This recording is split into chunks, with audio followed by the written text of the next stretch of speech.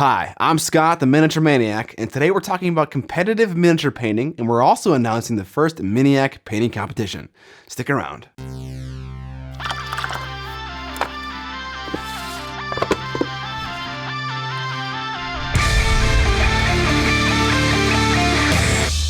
What up, Mini family? Straight out of the gate, one thing I want to get out of the way is to say that I am not implying that I am some seasoned veteran of competitive miniature painting. I've thrown down in a few crystal brushes, some online and local competitions, and that is it. I've learned a few things along the way that might bring you guys more success in your entry into competitive painting, but I don't at all want to imply that I've won tons of golds or awards or anything. In fact, full disclosure, I've won literally nothing. So take what I say with a grain of salt. But let's get on with the list, starting with number 1. This is probably an obvious one, but make sure you take the time to read the rules. There's nothing worse than showing up to a painting competition with a model you think is in a certain category and then ending up having to enter into a different category because your model is a few millimeters too tall. Understand everything. How many models make a unit? Does having a label on your display base matter? Does having a display base at all matter? How big should my display base be? Make sure you spend all your time and energy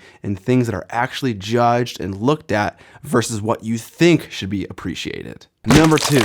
This could fall under number 1, but it's important enough to make a distinction. When your competition includes public voting, be mindful of it. The public doesn't necessarily care about how flawless your technical execution is. What they care about is how cool your entry is. Does it catch their gaze at arm's reach?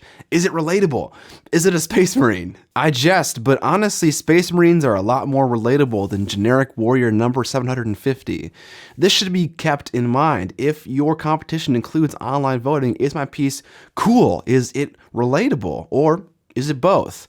In fact, in the recent crystal brush with my entry of my bust, I attribute a lot of the success that I had just simply to having a cool idea. I didn't paint it technically flawlessly, and I know that, but the cool idea kind of carried me through all the way to the final cut online judging. If your painting competition has categories, be aware of which ones you are entering. Some have a ton of competition. For instance, at Crystal Brush, diorama is a very, very competitive category. The overall winners of Crystal Brush, Best in Show, first, second, and third, was just a repeat of the diorama category. At Golden Demon, single sci-fi is inundated with entries. If your goal is to place, consider entering into categories like Unit at Crystal Brush or Duel at Golden Demon, for instance. Number 4, mentality. When you walk into a painting competition with your mini and you put it down next to everyone else's minis, all you see is your miniature in a sea of gray. You see a bunch of minis, but with your minis, you see the blood, sweat, and tears that you put into it. And that makes it very difficult to judge it objectively. You'll likely be biased toward your miniature and not achieving whatever goal you set out to get, whether that's placing in a category or getting best in show or just being a finalist is going to leave you personally defeated. I know, I've experienced this before.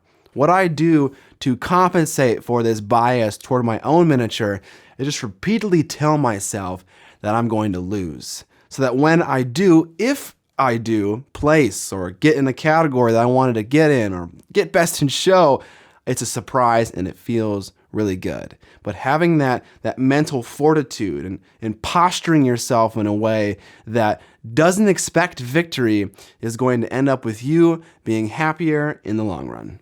Number 5. I don't often say this about miniature painting, but if you're going to labor over any mini, making sure you cover all the meticulous details, make it on one that you are entering for competition. If a certain part of the model needs to be smooth, make sure it's smooth. Don't leave any detail undone. If you need to paint a certain part over again to make sure you can get the effect you're trying to get, do it. Make sure you give yourself the time that you need to achieve what is in your head. Number 6, planning. I'm going to repeat a statement from the last one. Give yourself the time to do what you want to do. If you want to do a very complicated and big diorama, start it a year out from the competition and take regular breaks from it. What I've found is that when I work on a project for months or over 200 hours at a time, that project can start to lose a little bit of meaning. So I take breaks from it and work on smaller projects in between and come back to it with fresh eyes, that can be helpful to me. You can even experiment on those smaller little projects that you're doing in between the big one, and then take those experiments selectively and apply them if you liked the outcome of them. Again, give yourself the time that you need to achieve what's in your head. I don't want you guys to only hear from me, but I also want you to hear from my buddy John Nenas, who has about 2 years of painting under his belt and entered Crystal Brush for the first time this year and ended up placing second in Single 5 Fantasy. How did he prepare his entry? What does he normally paint? What did he do to get ready? Let's hear from him. Hello, Internet. I am John. Thank you for joining me today on this magical miniature painting journey as we ride across the two thin coats rainbow on the back of this majestical beast. Join me today as we learn all the great secrets of miniature painting. We're not painting minis today. What? We're not painting. You're just here to talk. We're not. What the fuck, Scott? I was gonna show everyone how to paint this glorious horned steed at a competitive quality with no effort, next to no time, and no skill involved. What are we supposed to talk about now? Give us some advice. All right, so I guess I just talk about painting miniatures instead of painting miniatures on a video about painting miniatures. How do people make videos about mini painting and they don't even paint minis? All right, so I guess we're not actually painting today, so instead we're going to talk about painting. I'm going to preface this by saying that I am not a professional miniature painter. What I'm going to try to do is share 3 main points that, in retrospect, have helped me kind of get to where I am today. Try to increase the quality of my work faster than otherwise. These are things that I think that will help you, regardless if you're looking to paint at a competitive level, or if you just want to have the best looking army at the tournament, or you just want to improve and feel more confident about your final product. Scott, I'm doing Trump hands again. I told you you're supposed to tell me if I do Trump hands, and so I stopped doing Trump hands because I look like an idiot. All right, point number 1, research. When I first started out painting, and even before I started actually picking up a paintbrush, I spent hours and hours of time watching YouTube videos, reading articles and blogs by painters, even researching methods of art outside of miniature painting, and spending a lot of time looking at pictures on Putty and Paint and Cool Mini or Not to see what it's like to actually do the process. There are experts that have spent hundreds and hundreds and hundreds of hours, been painting for 20 or more years, and they have already gone through the process to get to where they're at. Why should you spend hundreds of hours to get to that same point when you can beg, borrow, and steal from somebody else who's already done it? There are a ton of miniature painting techniques out there, and how to learn how to use them and watch people in action doing them through research is a great way to improve your painting quickly. An example is there's the ancient Chinese secret of the bristle hydration scale. I never would have learned about that if not for online videos. What's the bristle hydration scale? Oh, I have no idea. I just made it up. Oh, okay. But made me sound cool. There are a ton of Nickelback posters down here. Yeah, I'm a fan. Yeah, I can see that. Me too. Awesome. Look at this photograph. Point number 2, and this has been told to you a million times, and you're going to roll your eyes, but paint every day.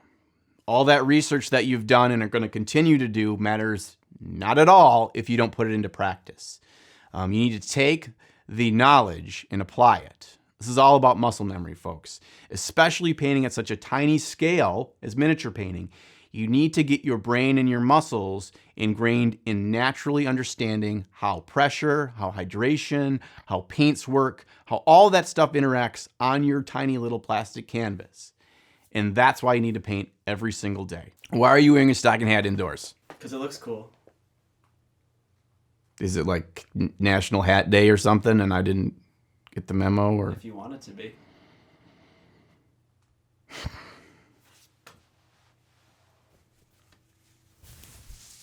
It's hat day. Point number 3, and this is one that I don't feel is talked about nearly enough. And to me, it's been the most beneficial for increasing the quality of my final product and painting in a short period of time. And that is being proactive in the process. And John, what the hell does that mean? Well, let's put it this way.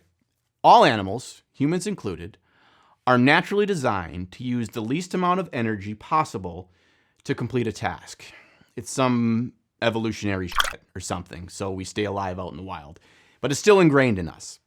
And so how this applies to things like miniature painting is we try to just go through the motions without using a lot of energy. And I don't mean physical energy, I mean mental energy. If you are proactively watching and paying attention and learning as you're doing, you will get better much quicker. If you mentally check out and just apply 2 thin coats of that base tone and wait 15 minutes for it to dry and then do step B, you're not going to get better because all you're doing is physically accomplishing a task. You're not mentally investing yourself in it. Most nights, if I'll paint for 2 hours before I go to bed, when I go to bed, I'm exhausted. That's telling me that I'm mentally draining myself through the process of painting. I'm paying attention, I'm learning, and on the fly, I'm taking all that research that I've done and actively using it on the table. All right, those are my 3 main points. And before I go, I wanted to just rapid fire a couple of quick things out at you that I feel are important, but I don't want to spend a lot of time on. Rapid fire. 1, only paint things you're excited to paint. If you're not excited to paint it, it's going to be hard to finish. You're not going to be active in the process. For instance, I only like to paint dead things and evil things. I will not be painting an Elven Prince anytime soon. Space Marines. Rapid fire 2. It's going to take you a lot longer to paint something to a certain level as it is someone that's been doing it for a long time. Okay? You're going to be really proactive in your thought process, whereas they're going to have hundreds and thousands of hours of painting behind them, and they're going to be able to do things naturally without having to think it through. I'm going to screw up 7 times, have to redo the whole thing, and eventually get there. It's okay. It's going to take you longer. Be ready for it. Rapid fire. Point 3. At multiple points in the process of painting any given figure, you are going to hate it. I don't mean you're going to hate the actual process of painting. I mean, you're going to hate how your shit looks. It's going to look like Frankenstein's butthole to you. And that's okay. It's going to happen. The important point to remember is you have to keep plowing through. Rapid fire. Point 4. As a great miniature painter, Matt DiPietro, said, I really believe that, right now in history, we have the best painters of sculpture that has ever existed. So let's think about that. This is art. There is no right and wrong. There is no correct or incorrect. It's not a math problem. 1 + 1 does not always equal 2. Learn ways that work for you. Enjoy it. And realize that there is no rules. Last but not least, rapid fire. Point 5. Stop looking for the magical shortcut. It doesn't exist. If you commit yourself, if you put in blood, sweat, and tears, and you set goals and work towards them, you will get better. I promise. Thanks, John. John and I are starting a mini painting cult in Minnesota. If you're interested, just drop me a line.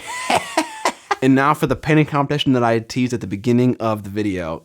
In celebration of several social media milestones that I've hit on Facebook and YouTube and Instagram and Twitch, we are hosting our first ever miniature painting competition called Miniac's Meat Grinder. We've got a ton of sweet judges, but first, let's take a look at the all-important rules. The competition will be a single category. It will be a single miniature, any genre, and 95% of the model must be under 50 millimeters. Let me quick explain this.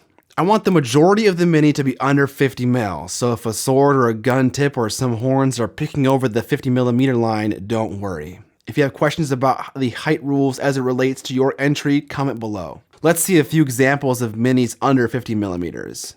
A Primaris Space Marine, this Malifaux dude, this Infinity dude, this Arena Rex dude, this Guild Ball dude, this Simon dude, this Reaper Bones dude, this Darksword dude, and the list goes on. The base itself cannot be taller than 100 millimeter with any feature, and the area cannot be larger than 75 by 75 millimeter. And now, without further ado, our judges. Hailing from the frozen northern reaches of America, we have the heaviest mini painter on the planet, Sam Lenz. Coming all the way from the UK, where tea flows through their veins and they say cues instead of lines, we have Andy Wardle. From the exotic lands of Spain, where babies learn to dance before they can walk and where mini painting is legacy to them, we have Rafael Garcia Marin. And for our final judge, hailing from Poland, where I don't know anything about Poland,